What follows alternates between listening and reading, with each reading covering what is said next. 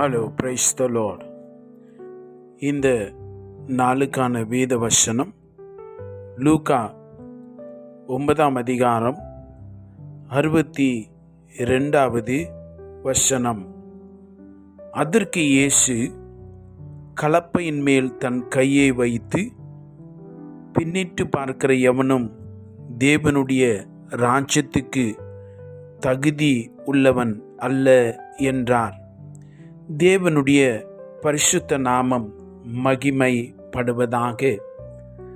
நாம் இந்த உலகத்தில் ஒவ்வொரு அடியையும் மிக ஜாக்கிரதையாய் கவனமாய் எடுத்து வைத்து நாம் முன்னேற வேண்டும் என்பது தேவனுடைய சித்தமும் வாஞ்சியுமாய் இருக்கிறது. That we have to be keep moving forward. It is the plan of God. தேவன் தம்முடைய மிக ஆழமான சத்தியங்களை, கருத்துக்களை நாம் புரிந்து கொள்ளத்தக்க விதத்திலே தேவன் நமக்கு அவைகளை சொல்லியிருக்கிறதை கவனிக்க வேண்டும். ஆவிக்குரிய உண்மைகளை அவருடைய மிக சாதாரணமான எளிமையான விதத்திலே நமக்கு உபதேசித்ததை இந்த வசனங்களிலே காண முடிகிறது. ஒரு சீசத்துவத்துக்கு எவ்வளவு மதிப்பு, கனம் இருக்கிறது, விலை கொடுக்க வேண்டியது அவசியமாய் இருக்கிறது என்று இந்த வார்த்தைகளிலே பார்க்கிறோம்.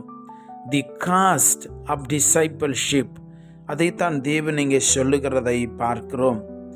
ஒரு கற்பனையான ஒரு சம்பவத்தை ஏறு உழுகிறதை போல கலப்பையை வைத்து தேவன் சொல்லுகிறதை பார்க்கிறோம்.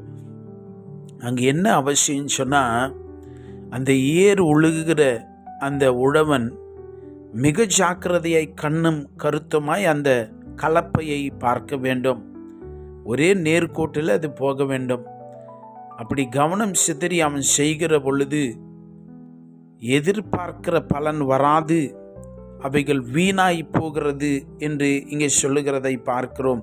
பழைய ஏற்பாட்டிலே இந்த கலப்பை உழுகிறதெல்லாம் வேறு அர்த்தத்தில் அது பயன்படுத்தப்பட்டதை நாம் கவனிக்க முடியும்.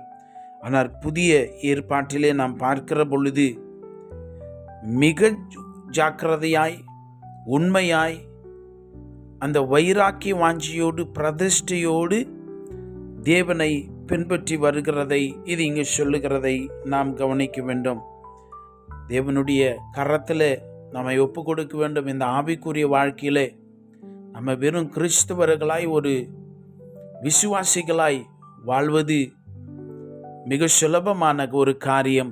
ஆனால் தேவன் நம்மிடத்தில் எதிர்பார்ப்பது, நீங்கள் ஒரு சீஷர்களாய், சீஷர் என்று சொல்லுகிற பொழுது you have a more responsibility than a normal person.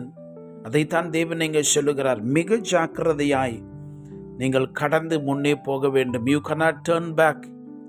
லோத்தின் மனைவியை நினைத்து பாருங்கள். அவள் பின்னிட்டு திரும்பி பார்த்து உப்பு தூணால் மாறி போனாள் என்று சொல்லி, நாம் தேவனுடைய ராஜ்யத்துக்கு தகுதி உள்ளவர்களாய் தொடர்ந்து மிக கவனமாய் முன்னேறி போக வேண்டும் என்று தேவன் விரும்புகிறார். நாம் முன்னேறி போகிற பொழுது தான் ஆசீர்வாதங்களை, நன்மைகளை நாம் காண முடியும். எனக்கு அன்பான தேவனுடைய பிள்ளைகளே, நம்ம மிக ஜாக்கிரதையாயிருந்து இலக்கை நோக்கி ஓடிக்கொண்டே இருப்போம்.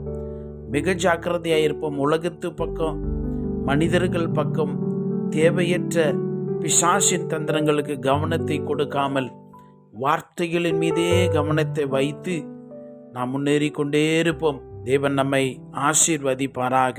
ஆமேன். ஜெபிக்கலாம். பரலோகத்தின் பிதாவே, உம்முடைய தயவுக்காய் நன்றி சொல்லுகிறோம்.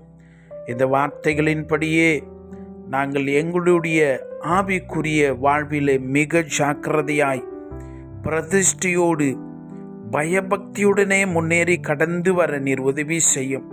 உடைய பிள்ளைகள் ஒவ்வொருவரையும் இந்த காலையில் நீர் பலப்படுத்தும், உற்சாகப்படுத்தும் ராஜா.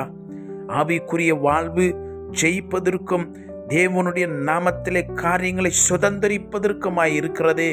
நாங்கள் தோற்று போவதற்கும் பலவீனப்படுவதற்கும் அல்ல என்று உடைய பிள்ளைகளுக்கு நீர் உணர்த்தும் பேசுவீராக. உடைய பாதத்திலே தாழ்த்தி ஒப்பு கொடுக்கிறோம். இயேசுவின் நாமத்தில் ஜெபிக்கிறோம் பிதாவே. ஆமேன். God bless you.